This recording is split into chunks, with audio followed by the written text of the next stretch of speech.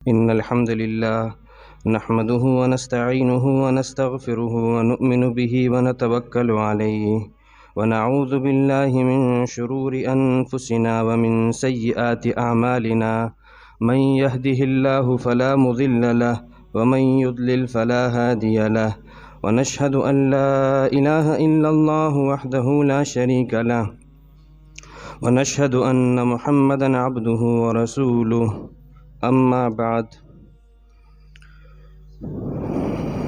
قرآن کریم کا جو درس چل رہا ہے اس میں نکاح کا موضوع شروع ہوا تھا، تو اسی مناسبت سے آپ کے سامنے نکاح کی ضرورت، نکاح کی اہمیت اور نکاح کو آسان اور سادہ بنانے کے حوالے سے کچھ بات شروع کی تھی۔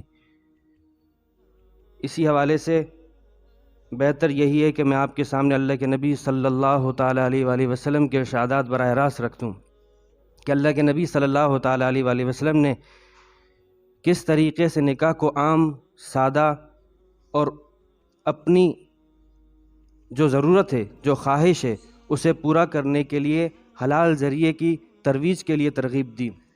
چنانچہ کچھ تو روایت آپ کے سامنے رکھی، کچھ روایت مزید۔ یہ کتاب حدیث کی مشہور کتاب مشکوٰۃ المصابیح ہے۔ اس کے مصنف کا انتقال 731 ہجری میں ہوا ہے، یعنی اب سے لے کر یہ 750 سال پرانی کتاب ہے، لیکن اس میں ارشادات وہی ہیں جو کہ اللہ کے نبی صلی اللہ تعالیٰ علیہ وآلہ وسلم کے ہیں۔ رائٹر کی اپنی کوئی ایک بات نہیں ہے اس میں، تو لہٰذا میں آپ کے سامنے اس بات جو نکاح کے حوالے سے آپ نے ترغیبات دی وہ آپ کے سامنے رکھتا ہوں۔ ایک سب سے پہلی روایت تو آپ کے سامنے کل آ چکی ہے، لیکن برکت کی خاطر دوبارہ پڑھتا ہوں۔ عن عبداللہ بن مسعود رضی اللہ تعالیٰ عنہ قال قال رسول اللہ صلی اللہ علیہ وسلم یا معشر الشباب من استطاع منکم الباءة فلیتزوج فإنه اغض للبصر واحسن للفرج ومن لم يستطع فعلیہ بالصوم فإنه له وجاء۔ حضرت عبداللہ ابن مسعود رضی اللہ تعالیٰ عنہ روایت کرتے ہیں کہ اللہ کے نبی صلی اللہ تعالیٰ علیہ وآلہ وسلم نے فرمایا، اے میری امت کے نوجوانوں، اے نوجوانوں کی جماعت، تم میں سے جو شخص نکاح کے اسباب، بیوی کا خرچہ، مہر دینے کی طاقت رکھتا ہے تو اسے چاہیے کہ وہ شادی کر گزرے۔ کیوں؟ فَإِنَّهُ أَغَضُّ لِلْبَصَرِ، یہ شادی کرنا، نکاح کرنا اس کی آنکھوں کو جھکا دے گا، اور جب آنکھ جھکے گی، آنکھ محفوظ ہو جائے گی تو شرمگاہ محفوظ ہوگی، اگر آنکھ بہکے گی، آنکھ بھڑکے گی تو شرمگاہ بھڑکے گی۔ تو اللہ کے نبی فرماتے ہیں کہ تم نکاح کر گزرو اگر نکاح کی طاقت رکھتے ہو اس کے اسباب کی۔ لیکن اگر امت میں ایسے لوگ بھی موجود ہیں جو اس کے اسباب کی طاقت نہیں رکھتے تو اللہ کے نبی فرماتے ہیں وَمَن لَّمْ يَسْتَطِعْ، جو اس کی طاقت نہیں رکھتا فَعَلَيْهِ بِالصَّوْمِ، وہ روزے رکھے، فَإِنَّهُ لَهُ وِجَاء، روزے رکھنا اس کی شہوانی طاقت کو توڑے گا، یہ اس کے لیے فائدہ مند ہے۔ آگے اللہ کے نبی فرماتے ہیں، اگلی روایت، الدنیا کلھا متاع، راوی ہیں حضرت عبداللہ بن عمرو بن العاص رضی اللہ تعالیٰ عنہ، فرماتے ہیں اللہ کے نبی فرماتے ہیں دنیا پوری کی پوری نفع اٹھانے کی چیز ہے۔ پوری کی دنیا میں انسان جو بھی ہے، جہاں بھی ہے، جس چیز سے کوئی استعمال کر رہا ہے اس سے فائدہ اٹھا رہا ہے۔ اگر کوئی گھر میں ہے تو آپ گھر سے صرف فائدہ اٹھا رہے ہیں، نہ آپ گھر اپنے ساتھ دنیا میں لائے، نہ اپنے ساتھ لے کر جائیں گے۔ آپ سے پہلے یہ کسی اور کا تھا، آپ کے بعد یہ کسی اور کا ہوگا۔ یہاں ایک ضمناً بات بتا دوں، اللہ کی قدرت ہمارے اوپر حیرت کرتی ہے کہ ہم ایک گھر خریدتے ہیں، پھر اس کے بعد وہ کسی اور کو بیچ دیتے ہیں، حالانکہ یہ نہ ہم سے پہلے ہمارا تھا نہ ہمارے بعد ہمارا رہے گا، بلکہ یہ تو ہمارے بعد والوں کا ہے، اور آخر میں یہ کس کا ہوگا؟ وَلِلَّهِ مِيرَاثُ السَّمَاوَاتِ وَالْأَرْضِ، اللہ فرماتے ہیں یہ میری میراث ہے، میں اس کا مالک ہوں، اس سے پہلے ابھی بھی میں ہوں، اس سے پہلے بھی میں تھا، اور آخر میں بھی میں ہی بنوں گا۔ یہ تو تمہارے پاس کرائے کے طور پر، امانت کے طور پر ہیں، لیکن ہم اسے بیچ رہے ہوتے ہیں۔ جائز ناجائز کی بات نہیں کر رہا، بالکل جائز ہے گھروں کی خرید و فروخت، لیکن عجیب بات یہ ہے کہ اللہ کی قدرت دیکھو، اس معاملے میں جھگڑے بھی ہو رہے ہیں، فتنہ فساد بھی ہو رہا ہے۔ تو خیر کہنے کا مقصد یہ ہے کہ جو بھی ہے، گاڑی ہے، پیسہ ہے، بنگلہ ہے، جو بھی ہے، وہ سارا کا سارا دنیا پوری کی پوری نفع اٹھانے کی چیز ہے۔ اللہ کے نبی کیا فرما رہے ہیں؟ اس دنیا جو کہ نفع اٹھانے کی چیز ہے، اس میں سب سے بہترین نفع اٹھانے کی چیز کیا ہے؟ اللہ کے نبی فرماتے ہیں وَخَيْرُ مَتَاعِ الدُّنْيَا الْمَرْأَةُ الصَّالِحَةُ، سب سے بہترین نفع اٹھانے کی چیز اس دنیا میں ایک نیک بیوی ہے۔ جسے نیک بیوی مل گئی وہ سمجھ جائے کہ اسے دنیا کا سب سے اچھا نفع اٹھانے کا سامان مل گیا، باقی سب کا سب یہ نیک بیوی۔ اور نیک بیوی کون ہے؟ اللہ کے نبی صلی اللہ تعالیٰ علیہ وآلہ وسلم دوسری روایت میں اس کی وضاحت فرماتے ہیں۔ چنانچہ آپ نے فرمایا، حضرت ابو امامہ رضی اللہ تعالیٰ عنہ کی روایت ہے، فرماتے ہیں کہ مستفاد المؤمن بعد تقوی اللہ خیرا لہ من زوجۃ صالحہ۔ اللہ کے نبی فرماتے ہیں کہ ایک مومن کو اللہ کا ڈر نصیب ہو جانے کے بعد سب سے زیادہ وہ جس چیز سے نفع اٹھا سکتا ہے وہ نیک بیوی ہے۔ کیا مطلب اللہ کا ڈر؟ معلوم ہوا دنیا میں اگر کسی کو اللہ کا ڈر نصیب ہو گیا وہ کامیاب ہے۔ سب سے قرآن کریم جا بجا کہتا ہے اتقوا اللہ، بار بار کہتا ہے اللہ سے ڈرو، کیوں؟ کیونکہ اللہ کا ڈر سب سے بنیادی چیز ہے۔ تو اگر اللہ کا ڈر ہے تو نیک بیوی تمہارے لیے کارگر ثابت ہوگی، تم اس سے نفع اٹھا سکتے ہو۔ فرماتے ہیں پہلے تقوی پیدا کرو، تقوی پیدا کر لیا، اس کے بعد جو چیز سب سے تم جس چیز سے فائدہ اٹھاؤ گے وہ نیک بیوی ہے۔ اور نیک بیوی کون ہے؟ آگے اللہ تعالیٰ اللہ کے نبی اس کی 4 صفات گنوا رہے ہیں۔ پہلے کا ان امرہا اطاعتہ، نیک بیوی وہ ہے کہ شوہر اسے جائز کام کرنے کا کہے تو وہ مان جائے۔ ہاں مشورہ دے سکتی ہے۔ اللہ کے نبی صلی اللہ تعالیٰ علیہ وآلہ وسلم نے ازواج مطہرات کے مشورے لیے ایسے موقع پر کہ اللہ کے نبی صلی اللہ تعالیٰ علیہ وآلہ وسلم انتہائی پریشان تھے۔ اس پریشانی کے موقع پر نبی جو ہے وہ اپنی بیوی سے مشورہ لیتے ہیں، ان کی پریشانی حل ہو جاتی ہے۔ لیکن جہاں جائز کام ہوگا، ناجائز کام میں بیوی بھی شوہر کی بات نہیں مان سکتی۔ ہاں جائز کام ہے تو بیوی کو چاہیے کہ وہ شوہر کی بات مانے۔ تو پہلی صفت یہ ہے۔ دوسری صفت وَإِن نَظَرَ إِلَيْهَا سَرَّتْهُ، جب شوہر بیوی کو دیکھے تو اس کا دیکھنا ہی اس کو اچھا لگے۔ کیا مطلب؟ صورت میں، سیرت میں، کردار میں، اخلاق میں اس کو دیکھ کر اس کو خوشی نصیب ہو، یعنی وہ ایسی ہو کہ اپنی خدمت گزار ایسی ہو کہ وہ اپنا شوہر کا دل جیتنے والی ہو۔ پھر تیسری چیز فرمائی وَإِنْ أَقْسَمَ عَلَيْهَا بَرَّتْهُ، شوہر کا پاس رکھنے والی ہو، شوہر کی خواہش پر اپنی خواہش پر شوہر کی خواہش کو مقدم نہ کرے بلکہ شوہر کی خواہش کو مقدم کرے۔ یعنی اگر اس کی اللہ کے نبی نے مثال دی کہ اگر شوہر نے قسم اٹھا لی تو بیوی اس کی قسم کو پورا کرے۔ چوتھی بات فرمائی وَإِنْ غَابَ عَنْهَا، اگر شوہر بیوی سے کہیں چلا جائے، کہیں دور سفر پر، گھر میں موجود نہیں ہے، تو وہ جو کچھ شوہر کی چیز ہے اس کی حفاظت کرے، نہ صرف حفاظت کرے بلکہ اس کی خیرخواہ ہو۔ خیرخواہ یعنی ویل وشر ہو، اس کی صرف حفاظت نہ کرے کہ اس کو نقصان سے بچائے بلکہ اس میں فائدہ پہنچانے کی کوشش کرے۔ اور پھر فرمایا کہ اور پھر اس میں جو کچھ اس کے پاس ہے اس کی اپنی جان، عزت، آبرو، مال، ہر چیز کی حفاظت کرنی ہے۔ اب غور کرنے کی بات ہے، اللہ کے نبی ان 4 صفات کی حاملہ عورت کو کہہ رہے ہیں کہ یہ نیک عورت ہے۔ آپ مجھے بتائیے یہ 4 صفات فزکس پڑھنے سے آتی ہیں، میتھس پڑھنے سے آتی ہیں، کیمسٹری پڑھنے سے آتی ہیں، اسکول میں پڑھائی جاتی ہیں، کالج میں پڑھائی جاتی ہیں؟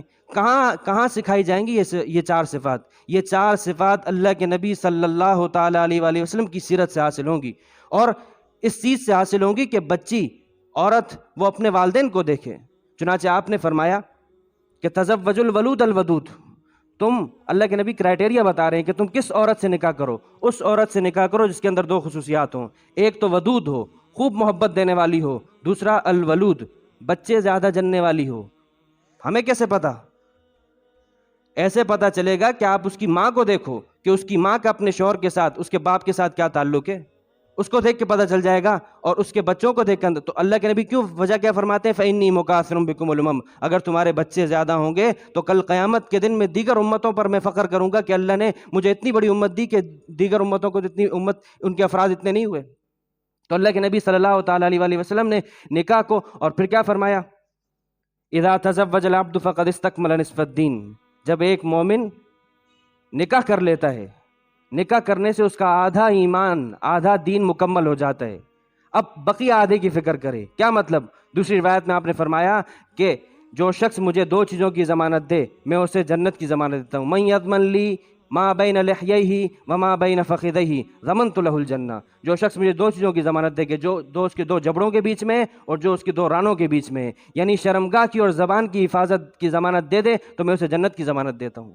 اب نکاح کرنے سے شرمگاہ کی حفاظت ہو گئی، اب بقیہ زبان کی حفاظت، اس کا آدھا دین ہے، اس کی حفاظت کی فکر کریں اللہ کے نبی۔ لیکن ہم نے کیا اور کس طریقے سے ترغیب دی؟ کل بھی ہم نے پڑھا، اللہ کے نبی فرماتے ہیں باوجود اس کے کہ ایک شادی شدہ بیوہ سے نکاح کرنا اس کی ایک ہمدردی ہے، اس کے لیے ایک مدد ہے، لیکن پھر بھی اللہ کے نبی فرماتے ہیں دیکھو تم نوجوان ہو، تم اپنی خواہش اگر کنواری عورت سے پوری کرتے ہو تو وہی کرو۔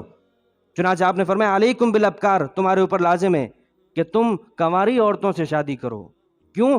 3 خصوصیات بتائیں ایک کنواری لڑکی. کیوں بتا رہے ہیں اللہ کے نبی یہ اس لیے کہ برائی، فحاشی اور یعنی گناہ، زنا ختم ہو، جو کرنے کے کام ہے، جو اصل حلال ہے وہ عام ہو.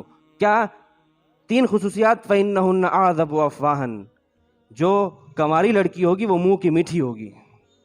اور پھر فرمایا وَأَنْتَقُ أَرْحَامًا، وہ تجربہ بتاتا ہے کہ وہ بچے زیادہ جنے گی.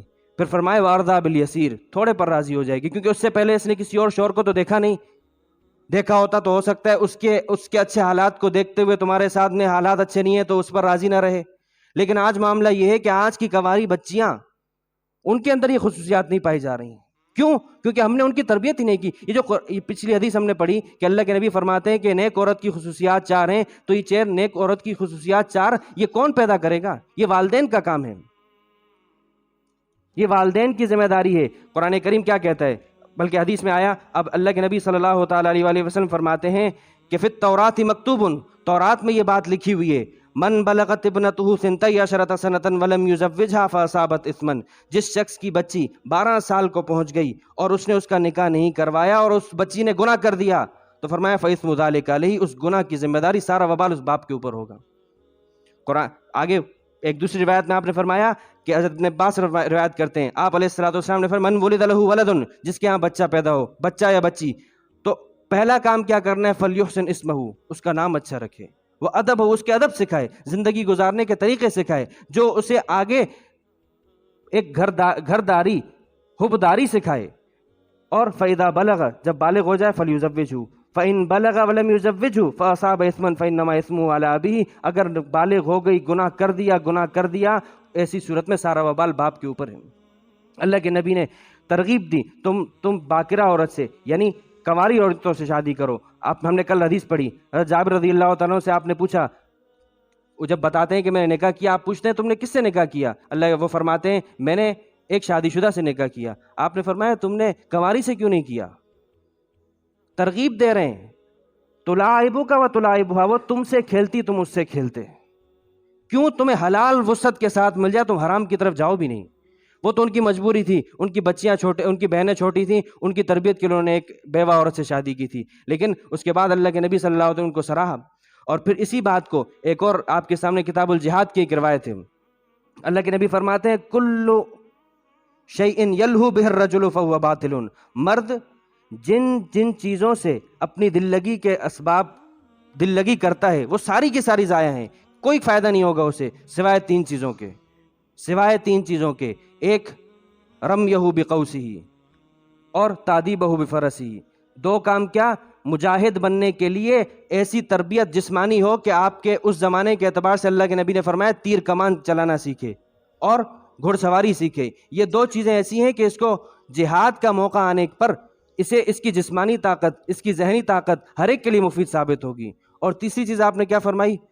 ملاعبتہ بامرأتہ، اپنی بیوی سے کھیلنا. فإنہن من الحق، یہ 3 چیزیں برحق ہے، باقی اس کے علاوہ سب ضائع ہے، کوئی فائدہ نہیں ہوگا کسی چیز کا. تو اللہ کے نبی ترغیب دے رہے ہیں ان چیزوں کی. لیکن آج اچھا یہ اس کے بجائے یہ تینوں کام چھوڑ دیے ہم نے. اس کے بجائے کیا ایک ہی کام آ گیا ہمارے ہاتھ میں، یہ اسمارٹ فون، اینڈرائڈ فون، زندگی تباہ کر دی. اس وقت کے علماء کہہ رہے ہیں کہ یہ اس دور کا سب سے بڑا فتنہ ہے، ہر قسم کی برائی اس کے اندر موجود ہے. کیا بجائے اس کے کہ بچے کو جسمانی تفریح کرتے، صحت مند تفریح جس سے ان کے صحت بنتی، کیا دے دیے گیم. 6 گھنٹے تک بچے، میں نے اپنے پڑوس میں بچے کو دیکھا، میں 4 نمازوں کے لیے نکلا ہوں، 4 نمازوں میں باہر دروازے کے باہر گیم کھیل رہے، ایک ہی گیم کھیل رہے، تباہ کر دیا. لیکن ہم تو یہ سمجھ رہے ہیں کہ بچہ تو بڑا اچھا، اس کو موبائل چلانے آ گیا ہے، یہ تو ہم بڑے تیز بچے ہو گئے، برباد کر دیا ہے نسل کو اپنی. تو قرآن تو یہ اللہ کے نبی فرماتے ہیں کرنے کے کام جسمانی طاقت بناؤ اور پھر یہ سکھاؤ کہ کس طریقے سے گھرداری سیکھنی ہے. اللہ کے نبی صلی اللہ تعالیٰ علیہ وسلم نے. اور پھر آخری حدیث آپ کے سامنے پڑھ دوں کہ یہ سب کس طرح ہوگا. یہ سب ایک چیز سے ہوگا. اللہ کے نبی کی آخری حدیث آپ کے سامنے پڑھتا ہوں. حضرت عائشہ فرماتی ہے ان اعظم النکاح برکۃ ایسرہ مؤونہ، سب سے بڑھ کر برکت والا جو نکاح ہے وہ نکاح ہے کہ جس میں خرچہ کم ہو. کم خرچ بالا نشین، کم خرچ والا نکاح وہ سب سے زیادہ برکت والا ہوگا. ہمارا معاملہ یہ کہ خرچے تو کم ہوتے ہوتے ایسے حرکتیں کر رہے ہیں نکاحوں کے موقع پر، شادی بیاہ کے موقع پر، کہ اللہ کی سری نافرمانی ہو رہی ہے. یعنی عجی حیرت کی بات ہے، ہم کسی کو مبارکباد دیتے ہیں شادی کی. مبارکباد تو ایک رسم بن چکی ہے، حالانکہ بڑوں نے جو ایک مبارک کے کلمات رکھے، ایک اچھا تصور ہے کہ آپ کسی کو شادی، کسی کے گھر مل جانے پر، کسی کے دینے پر، کسی خاص دن پر آپ مبارکباد دیتے ہیں. مطلب یہ کہ اللہ آپ کو اس چیز میں، اس معاملے میں، اس میں برکت ڈالے، کیونکہ اصل ذات برکت دینے والی وہی ہے. تو مبارک کا تصور یہ ہے. حیرت کی بات یہ ہے کہ عین اس مجلس میں فحاشی اور یعنی گانے باجے ہو رہے ہوں گے، وہاں آپ کہیں گے کہ اللہ آپ کو مبارک ہو. یہ تو اللہ بڑی حلیم و کریم ذات ہے کہ اللہ ہماری پکڑ نہیں کرتی، ورنہ زمین پھٹے اور آسمان سے کوئی چیز آ کے موچک جائے کہ اللہ، ہم عین اس وقت کہ اللہ کی نافرمانی کر رہے ہیں اور ساتھ میں یہ بھی کہتے ہیں اللہ تمہارے اس نکاح میں برکت ڈالے. اللہ ہمیں عمل کی توفیق عطا فرمائے. وآخر دعوانا الحمدللہ رب العالمین. اللہم لک الحمد کلو ولک الشکر کلو وإلیک یرجع الامر کلو. اللہم لا احصی ثناء علیک انت کما اثنیت علی نفسک. یا اللہ یا